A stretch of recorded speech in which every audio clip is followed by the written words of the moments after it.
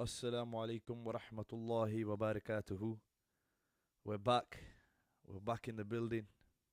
It's your host, Nazim Hamid. It's serious talk, it's serious time.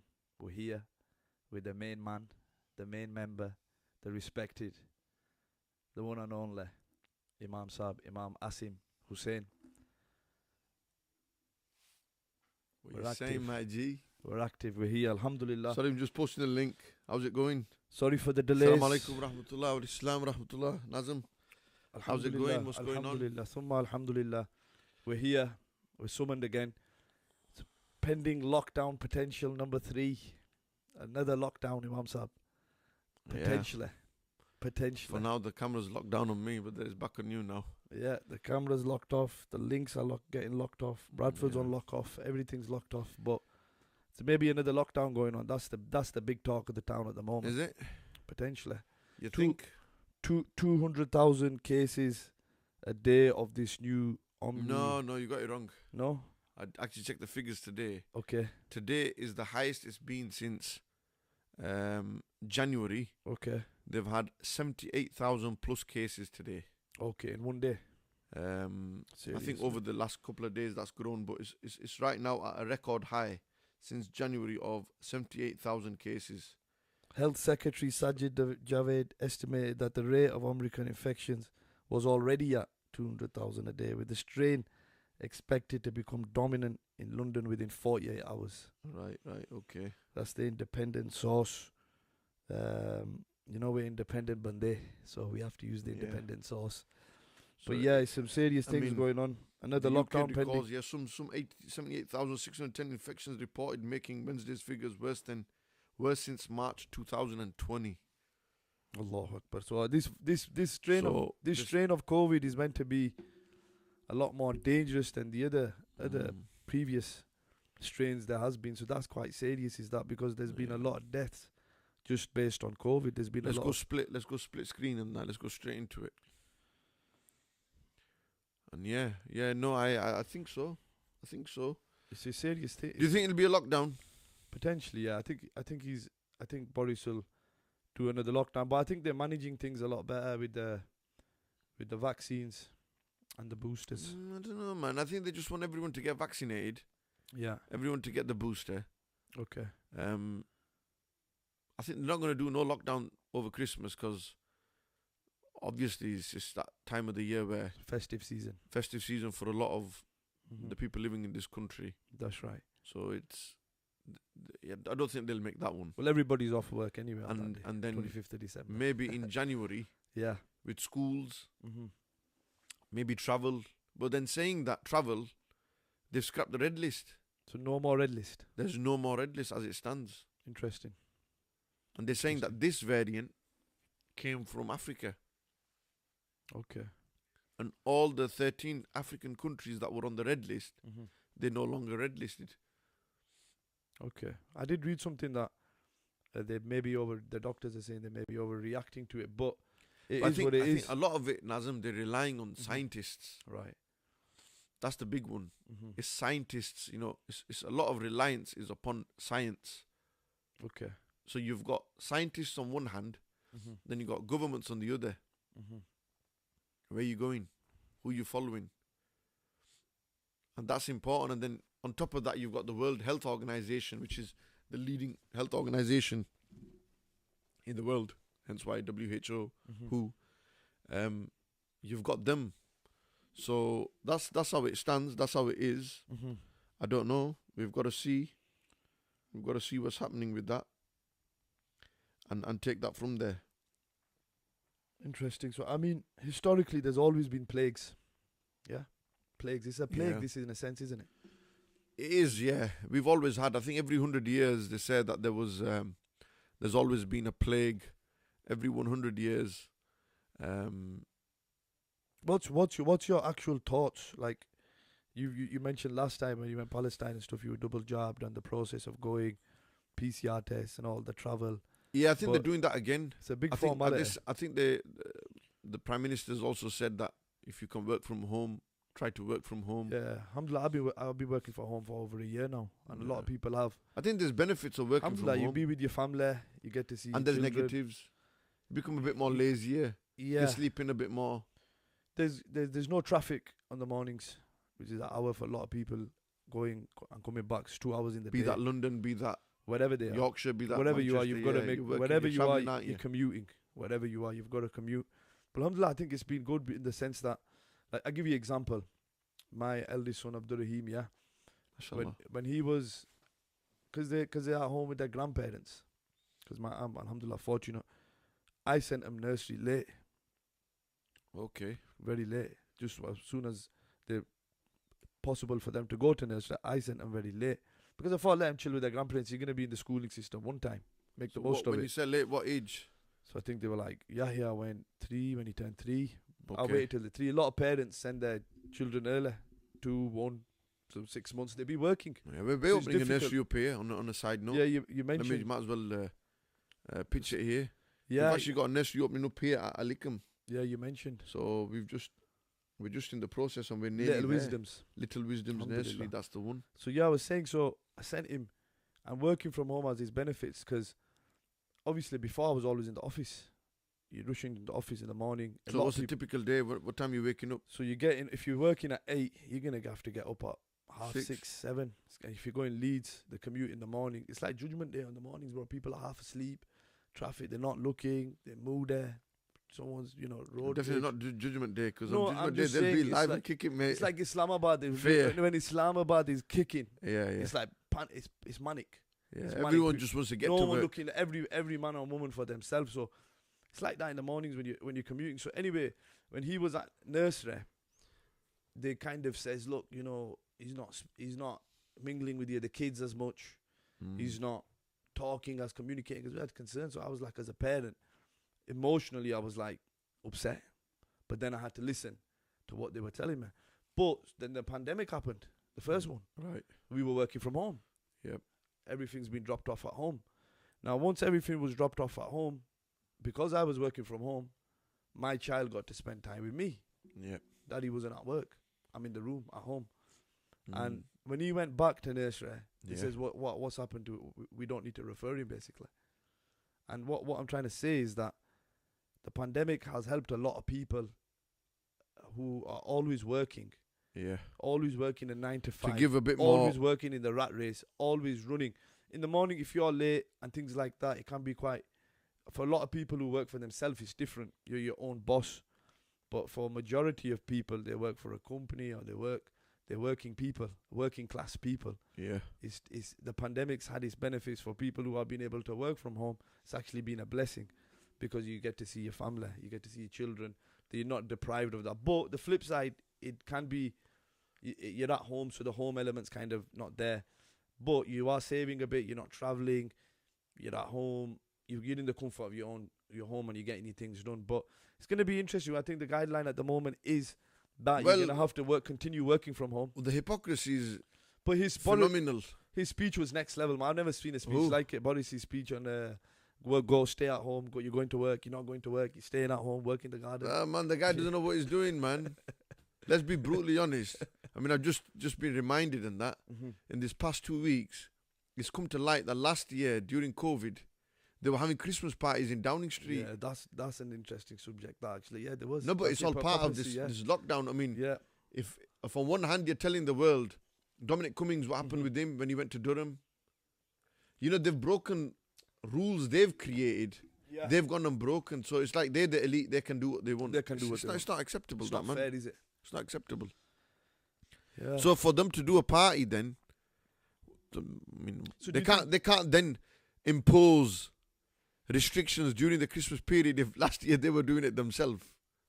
Do you get it? that woman. Then stepped come down. January, then after New Year, Yeah. I think there will be stricter protocols and stricter rules reintroduced. Yeah.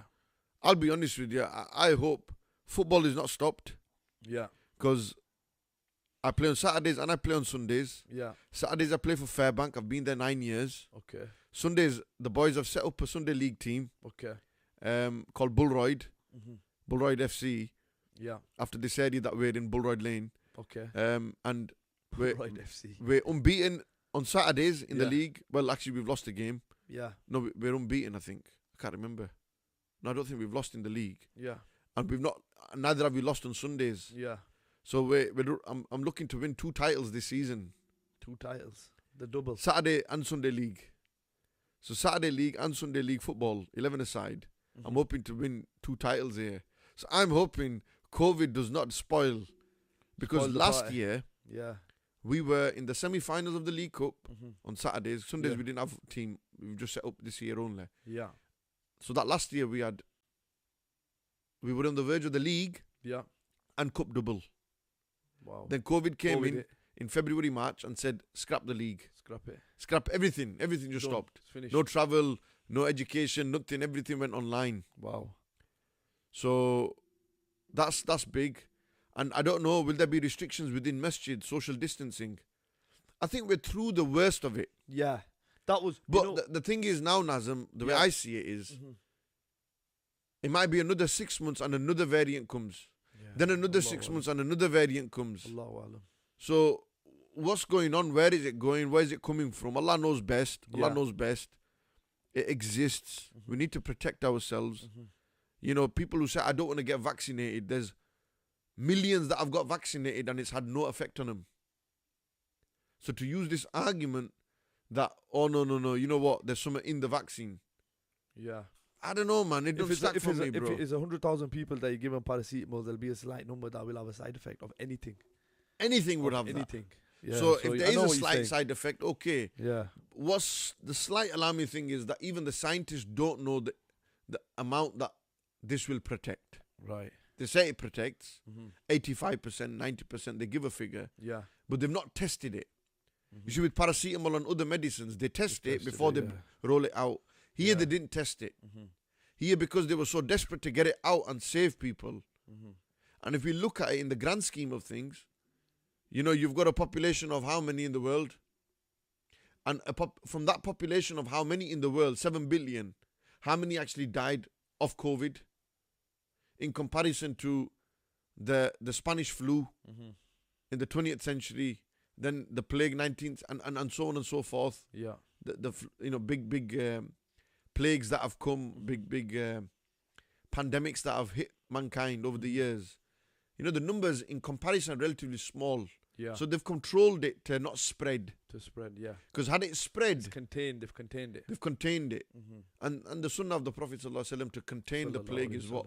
Those who are in shouldn't come out, and those who are out should not go in. Stay where you are.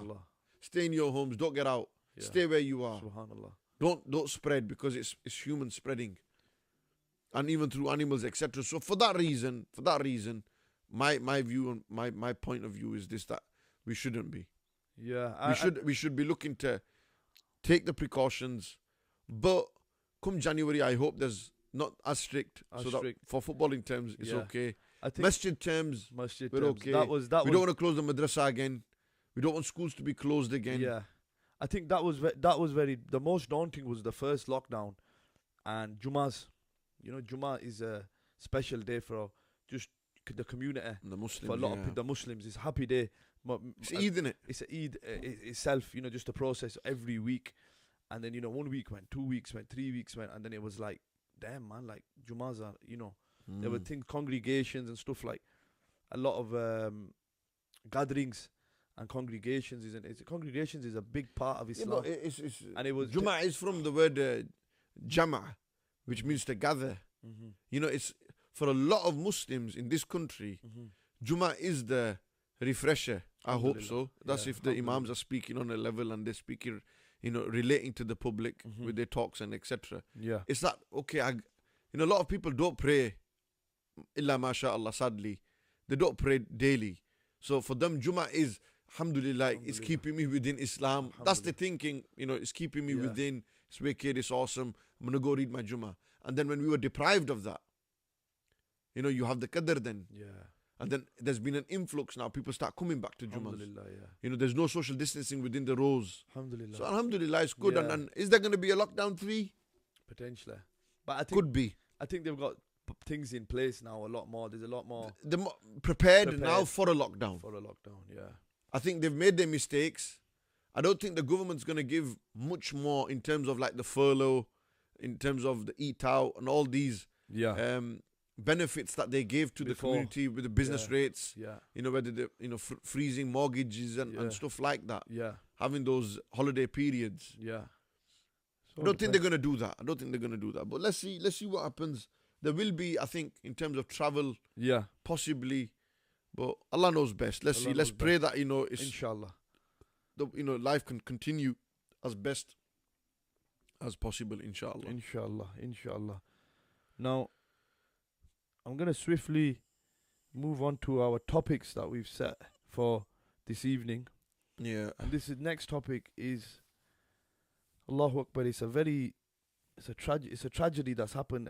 There's been many tragedies I've seen through TNA and, you know, Facebook and social media, and many tragedies where yourself has actually been put in this position at funerals and janazas of youngsters, or whether it's cars or four lads in a car passing away, or whether it's crazy driving or something. There always is there's tragedies happening within our people, like, and you know, there's nothing really, you know, apart from yourself. There's no kind of campaign. You're like the voice. It always comes to yourself. It's not that you put yourself there, but you're the voice of on the aftermath of these tragedies. And this tragedy that we're referring to now is obviously with the trial going on with the young lad who passed away, sadly. Mujahid, who got stabbed. Yeah. Mujahid, who got stabbed. Yeah. And Allah give him Jannah. I mean, and with regards to how he got stabbed, with regards to, you know, the trial now has gone on and says that the guy, it was self-defense, or they've says it's not murder, it's not manslaughter. Yeah. It's a lesser charge in terms of what dangerous driving and so forth.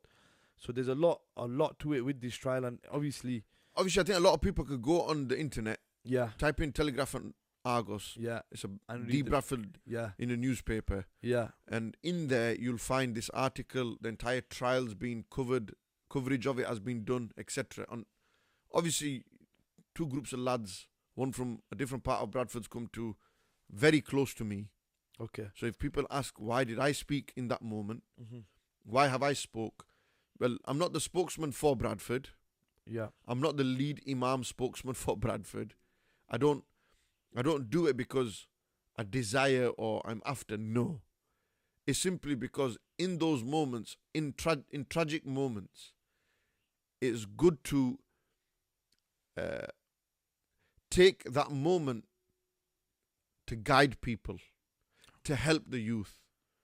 You know, there's people that will listen, and it's in those moments when you're feeling down, when things aren't right and things are not good within the community, a voice needs to sort of be raised to address those issues. And there's a lot of issues.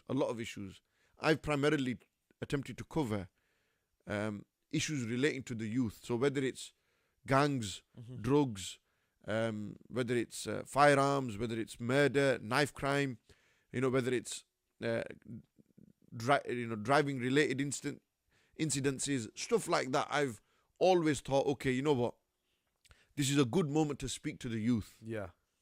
We talk about, I've been talking about it for years. It's not just this has happened. We've been doing it since 2012, 13, 14, Gangsters Paradise, Thug Life, Bad Boy. You know, we've done all the ones related, Menace in Society, all of these things. When this situation arose, it was in Ramadan. It was sadly Muslims fighting Muslims. It then led to somebody dying. I delivered a talk to the youth in relation to this title, Murder on the Streets. And it was specifically chosen that because at that point, it was understood that a murder has taken place. In light of what's happened this week, obviously it's been proven through a jury and a trial in front of a judge in the court that it wasn't manslaughter or murder in the first degree.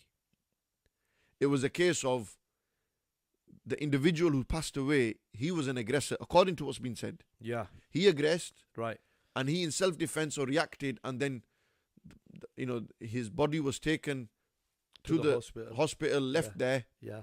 And because of the impact of the wound that hit him at a certain point in the heart, it went the through doctors, the rib To the heart. To the heart. Yeah. One wound, one Allah. shot. And the sensitivity surrounding that. At that time, I said, those who have done this, etc., etc. Right. I want to make it clear that obviously if it wasn't said in the intention that they're murderers per se, until it's not proven. Yeah. You're innocent until proven guilty. Yeah. Now, GBH, I don't know the brother who's mentioned in that. I think on Friday, he's going to be given whatever is in regards to GBH, etc. Sentencing will be done. Yeah. But if it's proven that this is the case, Yeah. then that's fine. But for me to speak in that moment, in that manner, in that way, Yeah. it was in general for the people not to resort to these things, especially the youth. Yeah. And if this in specifically, I don't Yeah. want that family specifically, I want to make this clear. Mm-hmm. I don't want that family to assume Mm-hmm. that I've called their son a murderer or they are murderers. Yeah. I don't think anyone intended that. I think that's It's been more the proven and clear. You're talking about this, how the situation arose, How it's how arose the incidents are and how there are situations like this that arise. are happening. Knife crime is That's common. right. There's machetes involved. You know, only I think a month ago on Carlisle Road, there was young youths, Asian youths with machetes and screaming and shouting, and a video went viral. Yeah, yeah. This thing is common now, Nazim. Seen Common. that, yeah. But it never. The thing is, what I don't understand is it never used to be common. Like, I give you example now, and this Yeah. is something that I want to ask you because you're, alhamdulillah, you've been doing talks, like you said, like you mentioned, to the youth and reaching out to the youth, but it's been 10 years. We've got older. There's other second generation, third generation, fourth generation. Birmingham, like for example, they're at a lot more further down in generation wise, right, than we Yeah. are in Bradford. London, you're used to hearing it in London. You're used to hearing it in Knife crime's Birmingham. common there. You- Yeah. You're used to hearing that. Bradford it's always been one of these places, yeah. I could beef with so and so, someone could beef with so and so. By the time it escalates to the generation above, the generation above knows each other. So what happens? Nothing The heads happens. will meet. The elders Nothing's will gonna meet. happen. And We it can't fight. squashes it. There's You no can't do fight. it. It's squashed. You can't do it. Yeah. I know them lot. Yeah. And they're my really good friends. I played football with them. I played cricket with them. Yeah. I've grown up with them. Yeah. You can't fight them lot. Simple. It's got squashed. What it is now is as the younger generation that's up and coming is how has these situations arose. Even with the brother who got stabbed, may Allah grant him Jannah. After he got stabbed, he got taken to the hospital without an ambulance, Yeah. without an ambulance. Now, if someone's been stabbed, fatal wounds at that moment, you'd Yeah, but require an this- ambulance. yeah, You'd but require th- paramedics. Those who were sat there, yeah, they didn't. Those who were there at that time, they didn't think of calling an ambulance. They're in the heat of fighting fighting. and doing what they were doing, beefing with each other. He's took a stab wound. He stumbled. He's got up. He stumbled again. Then they've took him. He's been put into a white Golf or a car. It's all in the article. Yeah. It goes is. into detail, and then I read it earlier. obviously as it's a trial, so everything's been manifested here. well. Yeah. You know, he was an aggressor in that moment. But for me, the general message is it's sad. Well, You know, the mothers It's are, sad. the mothers It's are sad for the impacted. parents. They're the Yeah. victims in all of this. It's sad for the community. We're victims in all of this. You know, it's sad in general Yeah. that somebody had to die because of that. Because of that. What's caused that? Okay, this brother didn't murder. He didn't have the intention to murder. But it's led to somebody dying. A stab wound. Yeah. Be it in self-defense. Yeah. Okay, he was protecting himself from what was coming. Okay.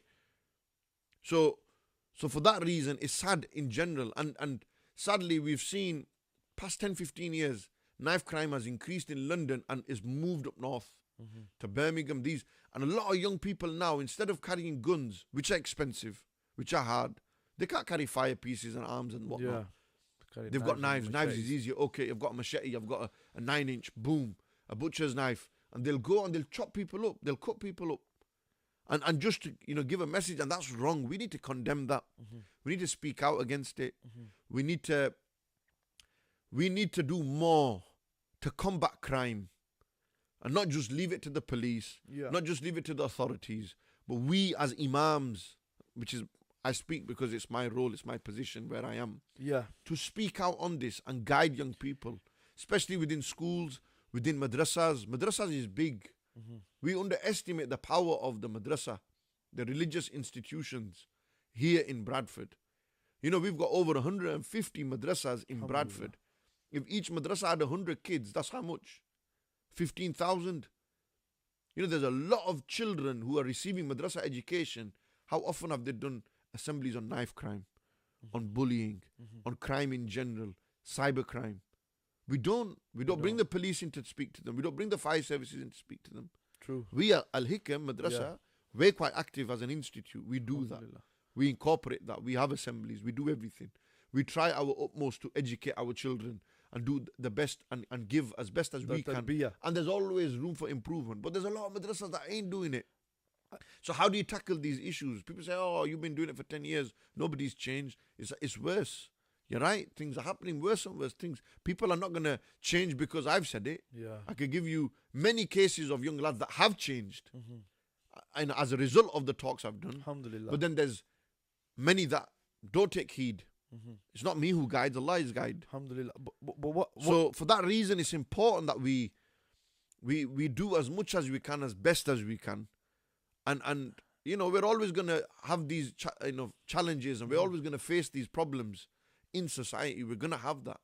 Is what have we put in place to avoid that, to prevent that?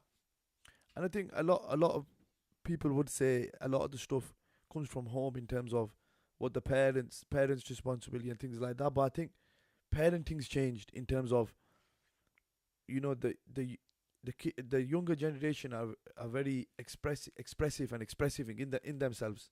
So if they're gonna want to do something, they're gonna go and do it. And these are the outcomes that kind of, I think it's hard for parents out there, I think, in today's day and age as well. Yeah, but parents need to do more. I mean, I've got one of my mates who's sending what he's airing his views. Yeah. But he's not sat here with us. Okay. And it's true. Parents need to do more to control their children. Yeah. Now, control the children means what? Controlling your children is prior to the age where they've got choices to make. So it's from the age of 5, 6, 7, 8, 9, 10, 11, 12. When they're within your control, 13, 14, and when they get to GCSE, they're getting older now. They're seeing more. Yeah. You know, we're giving them mobile phones. We talk about social media and kids. We're giving them mobile phones. It's the modern world. Modern world, yeah. I was watching an interview Tablets, of iPads, Elon Musk. phones, everything. Elon Musk, the richest man in the world. Yeah. You know, a lot of people look up to him, see him. Look at what Elon Musk, look at himself. He said, now you've got a digital being. Every person has a digital being, a cyborg of them in the digital world. So there's the human being, me, and then there's the digital platform, me on me with this. Yeah. Take this out, and what am I? What are you? True. This is massive. Yeah. This is everything now. This controls us. Yeah. All our life is based around the mobile, mobile. A digital being of us, a digital aspect to us. We've all got a connection to the digital world, to the virtual world. Yeah, of course. Online. So now banking, children everything. from a young age have that. Yeah. To link that point to a young age. I'm talking from the age of 5, 6, 5, 7, 6, 8, 7, 9. 9. You know, for us, what was our digital world, Nazim? Playing P2, mate, in back garden. Or It was just a TV. No, not even that, but you Just had a TV, childhood PC, and laptop. But we had that. we had that. That was as far as our reach right, to the digital world was. Yeah. TVs, and the TVs weren't walking with us. No. What was it? It was at home. Yeah. You know, our connection to the rest of the world was through BBC News, Yeah. was through BBC Sports. Yeah. We were able to watch snooker and cricket and football on where? Digital world, my G. We couldn't do it otherwise. That was how it, as far as it goes. Now what is it? My brother, now it's different. Now it's this. I don't need a TV. Yeah, you don't. I don't need a laptop. All don't. my emails come on my mobile. Everything's here. Everything. And because it's here, do you know what I mean? Because it's here right now in front of us. It's always with us. Now every child is being born from as young as 3, 4, 5, 6 years old. The digital being is developed. True. So Very Snapchat true. account, Instagram account, Facebook account. But who's controlling that? How is that being measured? How is that kept within limit? These are the challenges parents are facing, Yeah. and how do they control that then? Right. That's my question. Yeah. And the answer, how is it? Parents have to do more. They've got to understand, okay, you give them in time. You give them too much of this, it's Yeah. going to destroy them. Too much If you of give them too much of television Yeah. and PlayStations and stuff, it's going to destroy them. You've got to control. You know, they don't teach 4-year-olds in nurseries algebra. They've calculated when to teach them algebra. Yeah. Everything is taught out. Yeah. So why is it we can't calculate Calculate when to give what's them this good and for how them, much what's to not. give them? Yeah. Fair We enough. understand it's the modern world. Yeah. We understand that a lot of teaching can come through technology and digital world, Yeah. but it's control. And it's parents who understand how to, drip feed Yeah. rather than spoon feed, rather than bucket loads throw at them. It's digital, it's control. How do we? 7, 8-year-old, it's how you control that. That's the key, bro. And that's parents' responsibility. I think you're right, and I think And that's how it's gonna. I think Imam Sahib, if you delve into that as well, it's difficult because, like, if you've got a functioning family, both parents there, mum, dad there, it's a bit balanced. The child will be most likely more happier, buzzing, got a relationship with mum, got a relationship with dad, so forth. But unfortunately, I think there's a lot of broken homes, broken families, a lot of single mothers. I think, doing everything, playing the dad, playing the mum, playing the whole kind of every single role, and it gets hard for that. And I think that's where these problems kind of seep in with the younger generation getting older. They don't have that role model. They don't have that person there. So it's sad, man. It is tragic to see that. So like the you question to conclude this discussion is simple. We've had tragedies, like, for example, the inquest that went into the 4 lads that died when they hit into the tree. Yeah. A lot of people haven't read the inquest, Yeah. the report that came out. Yeah. It's sad. The truth is they were all high. Yeah. The driver was 2 times over the drink limit. Yeah. And it was a 70-second chase Yeah. on Haworth Road. Yeah. And when the police backed off and the car hit into the tree at shockingly high speeds, the impact was such that 11 seconds after the impact, when the police arrived, they found that all 4 had died on the spot. In what state? Now, I'm not being insensitive, but that's what the report that's come out. Yeah. And that's sad. That's the truth. So at that time, I spoke on that issue, for example. Yeah. At this time, that was it was the Menace to Society. It was 2018. Yeah. This time now, what is it? It was this issue of murder on the streets. Murder on the streets. Sadly, on our doorstep, we couldn't prevent it. Why couldn't we prevent it? And then I said, as a preventative measure, I gave a solution. If you have beef, come to us. We sit, we talk. We can resolve. Be it in the masjid, in the house of Allah. Weren't there tribes that were feuding with each other in the time of the Prophet ﷺ? And he ﷺ reconciled between tribes that were feuding. Subhanallah. They were solving the beef amongst the Sahaba, or amongst the, most importantly, amongst the feuding tribes of that time. Subhanallah. I mean, this is our role. This is our job. That's where. So, I mean, I don't want anyone to think. I've had people message me, "Oh, you should take back what you said." I don't take back the guidance I've given. Yeah. But if it's caused offense, if it's wrong, then I do apologize. I apologize to that family, the family of the brothers who have done. I sadly, it should never have happened. It should never have got to that stage. It should never have got to that level, that far. And it's scary that kids can just resort to picking up a knife and saying, I'm going to joke, man. I'm going to shank you because it's me, innit? I can do what I want. We need to avoid that. And we as community leaders, as masajid, madrasas, as people of responsibility, in positions of authority, and parents, and everyone, every fabric of society, we should be doing more to prevent tragedies and incidences like this taking place. We should be putting more in place for our children, our youth, and educating them about the harms and the ills of drugs knives, guns, and these things that are taking place, mate.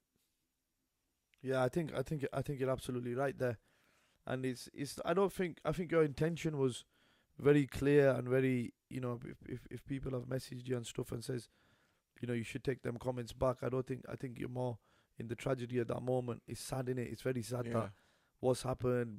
We're losing young lives. I've got 2 young children myself, and it's scary, man. It's a scary thought to think, everyone's gonna die one day. I'm gonna die, and what world are these kids gonna be in, growing up in?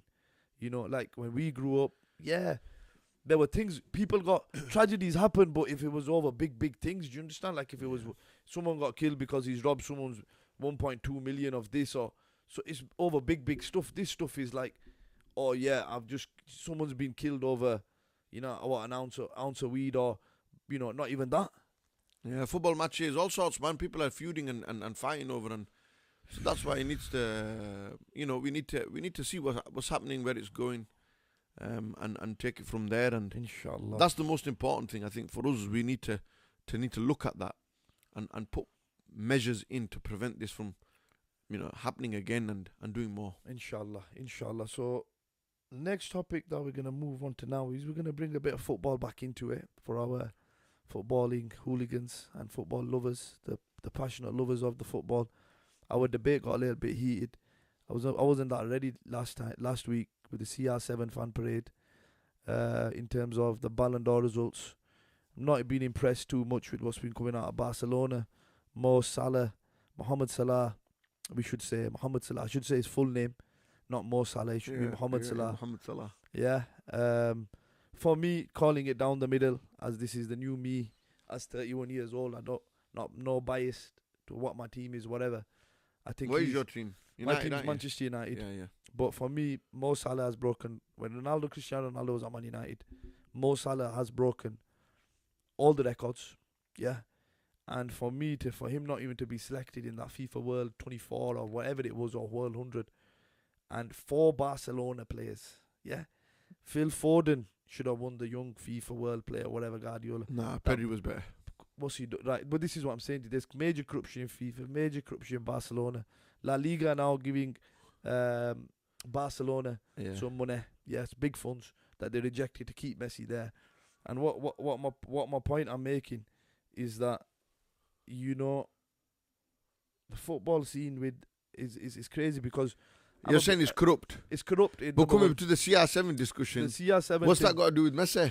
Because I think Carlo Ancelotti, I was going to send you this quote midweek, believe it or not. Your boy Big Carlo on that. Carlo Ancelotti says, if I was to pick players, I would pick R9, Ronaldo, right? Ronaldinho, and Cristiano Ronaldo. Because these mans, like what I said to you the other day, guess what, Carlo? I'm going to send you the quote and I'm going to share it to the wider people. Even Carlo Ancelotti agrees. These mans did not need growth hormone. But we're not going to get into that, because, look, what I want to talk about today, right? Yeah, God, no. That's medical, bro. The guy was ill. It's growth hormone, man. He couldn't grow. It doesn't matter. It's medical enhancement that was available to him. I'm just saying what Carlo Ancelotti says, man. Don Carlo. What Don Carlo's going to say that? He's at Madrid. Come on, my cat. He's going to sing Florentino Perez's hymn sheet. The big news for me has been Christian Eriksen, was it? Kuno Aguero now. Few footballers are having cardiac arrest or heart issues. Yeah. And respiratory issues, what amazes me is that these are people who are... Well, Sergio Aguero, well, that's from Allah. You could be the fittest in the world, Subhanallah, and still die young. Wow. Life and these things ultimately are not in our control. Allah is the one who controls our health, etc. Everything, every single aspect of our life is controlled ultimately in the supreme control of Allah Jalla wa Ala. That's the truth. Of course, we've got to take all the measures that need to be taken in order to protect ourselves, to strengthen ourselves, etc. Allah's given us free will. But ultimately, it's Allah. So if Kun Aguero's had irregular heartbeats, which has now caused him to retire, then so be it. But looking at, not from that aspect of, with those lens, but from a footballing aspect, Sergio Aguero obviously retired. I think it was today he announced it. Yeah. And he goes down as probably the greatest foreign striker, Yeah. the greatest foreign striker to play in the Premier League. Yeah, what a player. And, he scored all up, I think, 462 goals in over 700 player, games. He gave Kuno Aguero, man. What a player. me, a City fan, some of the best moments. I remember when he signed for City and it was like, this is a bad boy, Atletico Madrid, Argentinian player. Yeah. Why would he leave Atletico Madrid for Man City? But, in the Look what 10 he years that he did, he bought him trophies, he broke records, and I tell you what, he was next level. Especially that greatest moment ever in Premier League history. Aguero.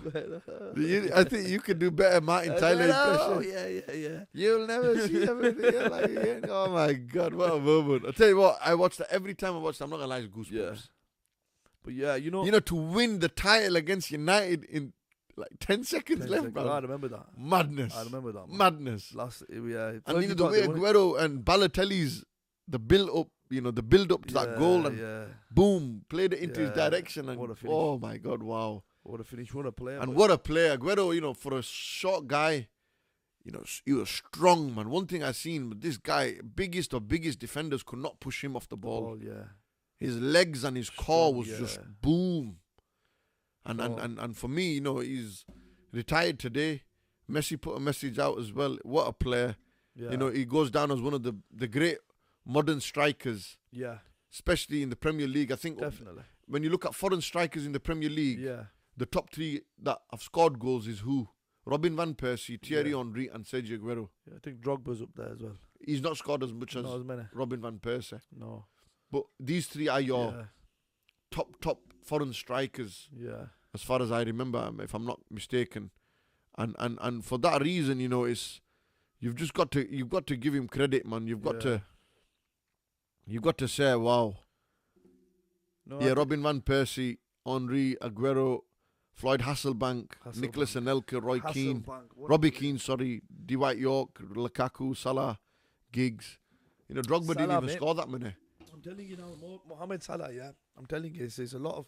It's sad, because even Ballon d'Or, what is it? Liverpool fans, I'll tell you one thing about Liverpool fans now, mate. I'm loving Ralph being at the helm of Manchester United because I want to get it clear. He's the Ustad. Tuchel's Ustad. Jurgen Klopp's Ustad. He's invented the Gen press. He took Hoffenheim, I think, from the 4th division to the top.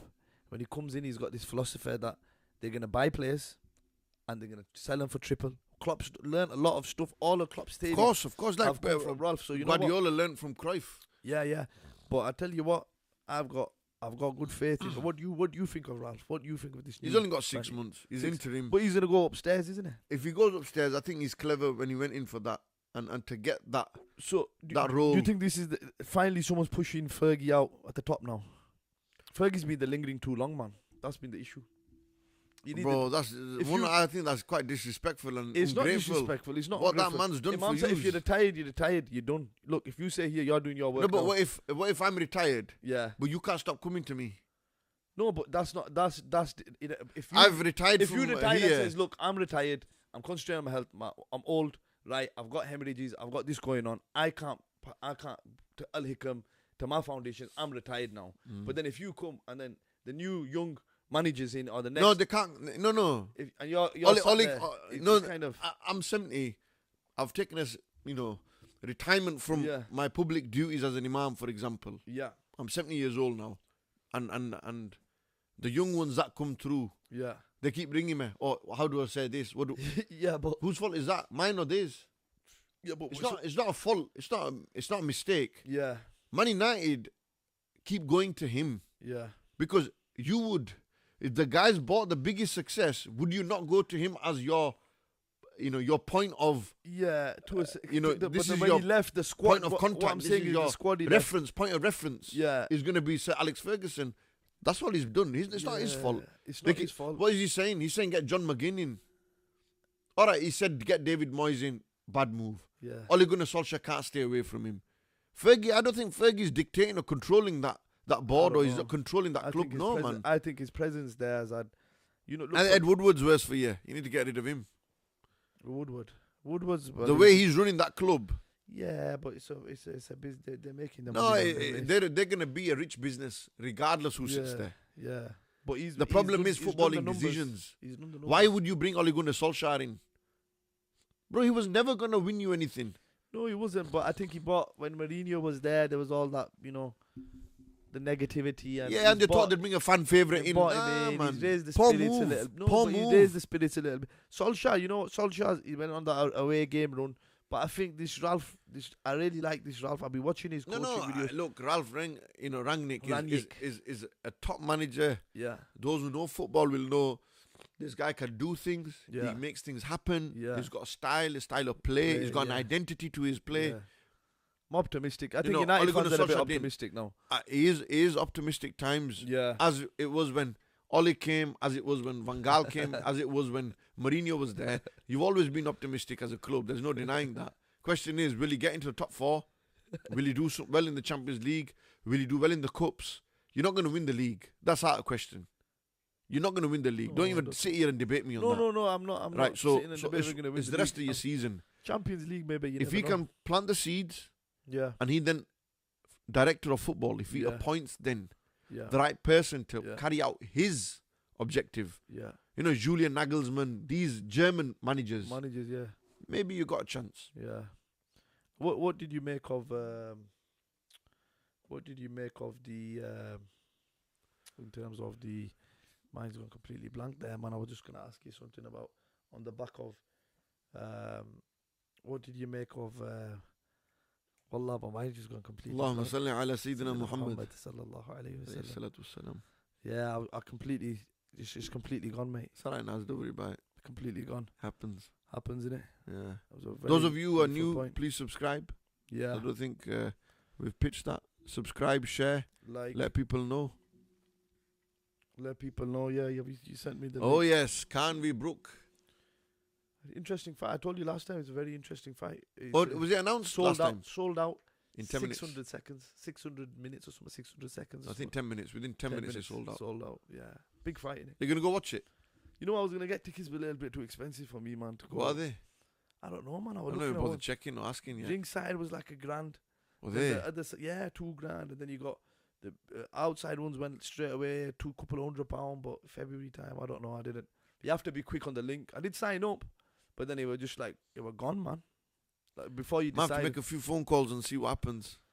Yeah, I think it's gonna be a top fight. It's gonna be a good fight. He's training in Crawford's gym at the moment, which is good. It's good to see him train, man. When he trains, when Khan trains and puts his mind to it, bro. Like the guy he's an animal, man. I remember when he was gonna fight Lamont Peterson. Yeah. When for the rematch, but Lamont Peterson tested positive for steroids. Right. And the rematch got cancelled. But his back he had his lats out. When he trains and puts his mind to it, he's on it. He's quick, he's speed. But when it's just the outside. He's got more influences going on. Yeah. He's a big star. He's all over the world.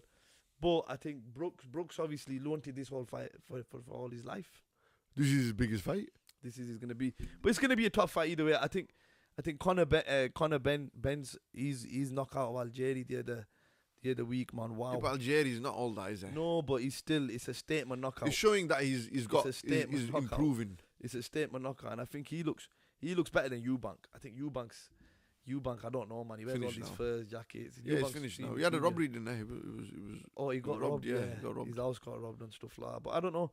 I think the Khan, as long as he's training hard, he's with Crawford, so he's with the best pound for pound, #1 champions camp, which will be really good for him because when he was training with Manny Pacquiao, for example, Freddie Roach, lethal, man. When he on his day when he even I think what it was just more. It's a bit sad to see because his legacy was. He's 2-time world champion at the age of 24, 25. He went to the Olympics. But if he just had that kind of, I was saying to you last time, that consistent training like Mayweather, for example, always training. No, there's that, and then dedication. Everything outside the ring, innit? What's going on, what's happened, that doesn't Only help. he knows what what's true. About. We can Monday maybe I'll get him on the podcast. Yeah, inshallah. Get him on the podcast, talk to him. Yeah, that'll be good. Because I think a lot of people don't. It's an important thing. We see a lot of people who are successful, but we don't know what the successful person's going through. The struggles behind the struggle. But to me, the grass is green, or your I'm smashing it. They don't see the struggle. AK's here. It could be X, Y, Z. It could be Elon Musk. It could be the richest man in the world. We don't know. We don't know what happens behind the next scenes. man's struggles are. Absolutely. And you should always kind of be mindful of that because you don't know what someone's going through. And I think society teaches that, oh, this guy's he's made it, and he should be putting everyone on, but you should put yourself on. You should go work, keep your head down, get a graft, get a legit job, legitimate stuff, legitimate halal. It takes time. If you're 16, 17, 18, it's going to take you 2, 3, 4 years to build that income, it takes time. Our fathers, they did it the legit way. Yeah. It took them time. But alhamdulillah, the legit way, the legit life is what we should all strive for. And I think that should be the message to it. And I think, Imam, so what I wanted to, like I said to you, is we've got guidance now. Look, yeah, you're the voice of young tragedies that happen in, as we mentioned earlier, in our communities, but amongst the young men and things like that. But I think there's a lot of problems. I watched your marriage podcast, for example. I watched that, and I think what we need to be honest, yeah, and brutal. And I think I'm just at this stage, bro. I'll give you an example now, yeah. Social media. We're talking about this earlier. Social media. People who are married on are on social media on the digital platform. The digital version is not married. The digital platform version, what you was talking about earlier, is the single. So I'll give you an example now. There's more women in the world than men. Yeah. Islamically, that's going to happen. And the way us men are, and the way men are in our communities anyway, they lead a lie. Yeah? So if a woman's on social media, her intention will be alright. She'll be thinking, yo, I'm going to get married, or potentially I've met a guy. Yeah. But that digital image of that guy is different to the guy's reality. Do you understand what I'm saying here? Yeah. So this is now impacting our future women, the women who are going to raise our children, the women who are bringing up these kids, because of the men. Because the men will lie to these women blatantly for all the way 6 months, 12 months, just for their own thrills, just for their own positive gains, or just to use someone. And then at the end of it, that woman's got nothing there. She's been hurt for 2 years. That guy's got his own life, whatever. And I think a lot of the younger generation, in terms of the girls that are coming up, getting older, coming into these societies, is a lot harder.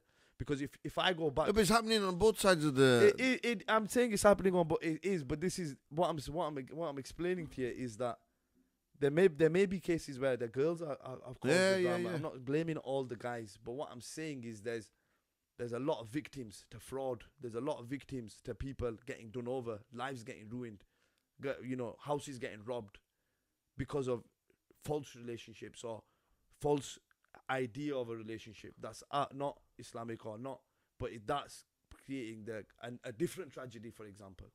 Yeah. That, and that's why I wanted to touch upon that, because I know a lot of sisters, watching and tuning in to your talks and things like that. But I think sometimes when we talk about the footballer, we're a bit laddish, and I think maybe they could benefit from some of your gems and some of your guidance in terms of how they can protect themselves, how not to believe these lads, how to do things the Islamic way, and how to protect their honor, for example. Like Muhammad Ali said it. He says, why do you when they says to Muhammad Ali in his interview, your women, why do you cover your women?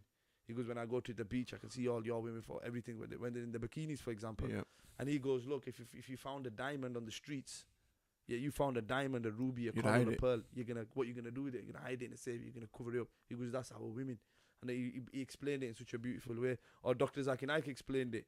2 twins walking down the streets, one dressed Western, one's dressed in a full jubba, jubab, modest, modest laying at abaya, walking down the street. Who's gonna get the unwanted riffraff and the unwanted attention? It's gonna be the one who's dressed in a different kind of way. And I think when you go on social media, you go on Instagram, you see Instagram models, influencers, you go on TikTok. Yeah, but it comes down to it, Nazim, again, the upbringing, the influence of parents, the impact of parents, the circle of friends, society, all of this contributes to what they become. Yeah. What are we allowing our daughters to become? What are we allowing our sisters to become? I mentioned it in Jum'ah that there's 3 types of people that won't go to the paradise. They're not going to enter paradise. The habitual drinker, alcoholic, the one who disrespects his parents, and the youth. And the Sahaba said, what's the youth? And the youth is the one who allows harm to affect his family. He's careless when it comes to his daughters, careless when it comes to his sisters. He allows them to walk out and dress the way, careless when it comes to his wife. And he doesn't care, he'll flaunt her. You know, he lacks ghairat.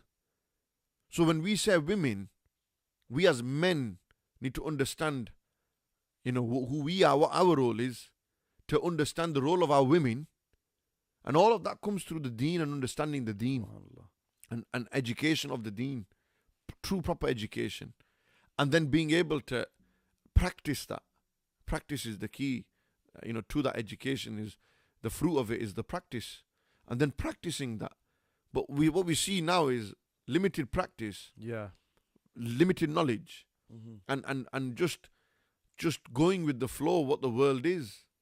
There are so many Instagram models and this and that, and they're just showing themselves and everything. Yes, there are guys out there who are living double lives. They've got a digital version. They've got the real is different to what's there. But what's the solution to that? You know, it's a huge, you know, our communities, when I'll give you just one example, I'm not going to elaborate too much. If your wives are allowing you to go out and commit zina, but they won't let you get married again. This is my question. No. Now, I say this all the time. How are you? They will say, go and do what you want. Go to a brothel. Go sleep with who you want. How many you want. But you can't marry no one. So this is. So I mean, where's Islam in that? No, but what does Islam say? This is my point. Islam says, allow them to marry. Yeah. On condition they are able to treat equally. Be fair. Yeah. Not equal. Be fair. Be fair. Treat them fairly. Be fair with your wives. You know, the discussion of having, you know, multiple wives, it's not but it's a taboo in our community. It's not going to happen, bro. But they're not going to change. So then how do you expect? It's not going to happen, mate. Forget about it, Polijo. It's not going to happen. The women are not willing to accept. That's why we can't. That's why we're the stuck. men are not willing to do it the right way. Stuck. So what do you do then? You're gonna have this problem. This is the problem. That's what you're on about. Yeah. When they don't wanna accept being number two. Nope. She's not gonna accept another woman. Nope. He's not gonna change his ways. Yeah. He says, I'd rather have something on the side. Yeah. And not take the responsibility. Living a life as inna. And you know, she doesn't know what's going on. My brother, isn't it just better then that we create a society according to the Quran and Sunnah that allows, that permits, that will then safeguard and that will protect the honor of the women, protect the man from sin, and it saves. The world's full of. That's why did Allah say it then? Yeah. Marry twice, thrice, 4 times. And if you fear that you will not be treating them fairly, when khiftum alla ta'adilu, fawahida, do one, stick to one. Be loyal to her, be generous to her, be kind to her, be good to her, dutiful to her. We're talking about what's a practical solution to avoiding being led on, avoiding duality when it comes to a personality of a person. Avoiding that. What is it? Is this being open up and our general community and society being more mindful and accepting of this concept of it's allowed in Islam to get married again. In Arab communities, in African communities, it's acceptable. When it comes to our Mirpuri and Pakistani community, oh no, go to hell. I'm giving you the ticket to hellfire, go do zina. But you can't do this. You can't get married. You know what? This is haram. It's haram to get married the second time. But it's okay to go. La hawla wa la quwwata illa billah. What is our thinking, man? How do we resolve that? We resolve it by education, by the deen. What does Islam say? What does Islam say? And that's it. That's where it comes down to. In the end, ultimately, it boils down to that. And going back to the Quran and Sunnah for the solution. And I think people, you know, I'm not shy to, you know, air my opinion on this issue. But our community needs to be more accepting of the issue. There is nothing wrong with marrying twice, 3 times, 4 times. Straight up, bro. There is nothing wrong with that. No, it's a sunnah, of course. As long as it's done properly. As long as it's done within the Sharia. As long as it's done the way it should be done. Then there's nothing wrong with that. My thing is this, look, you can only get a second wife once you got the first one. So tick that box off first, innit? To the brothers out there, who think they're players or moving on or, you know, womenizers or, yeah. whatever it is, OG or whatever it is, whatever you want to call it, label it. My thing is this, that. Because one day, inshallah, you're going to have children, man. When you have children, Allah gives you such a ni'mat, you know, and I'm talking from experience, that when you have children and a woman brings a child into this world, subhanallah, bro, subhanallah, it's that's the mother of your children. It's evidence that Allah's there, you know, that He's given you life, He's given you a child, it's your DNA.